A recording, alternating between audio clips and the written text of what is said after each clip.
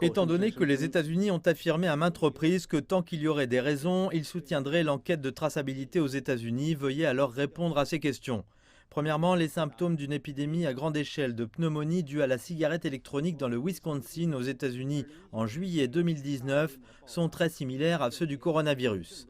Deuxièmement, le site web de l'Institut national de la santé des États-Unis montre que selon une étude, des preuves de la présence du coronavirus dans 5 États des États-Unis sont apparues en décembre 2019. Ne serait-ce pas une raison ?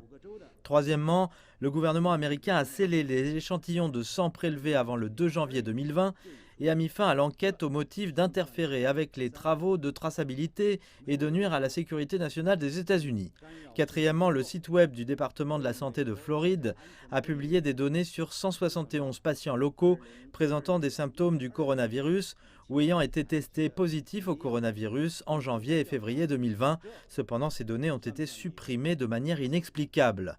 Cinquièmement, il y a eu plus de 200 personnes des États-Unis ou dans des pays étroitement liés aux États-Unis qui ont déclaré publiquement sur Facebook et d'autres médias sociaux que dès novembre 2019, eux-mêmes ou d'autres avaient été infectés par une maladie qui semble être la Covid-19.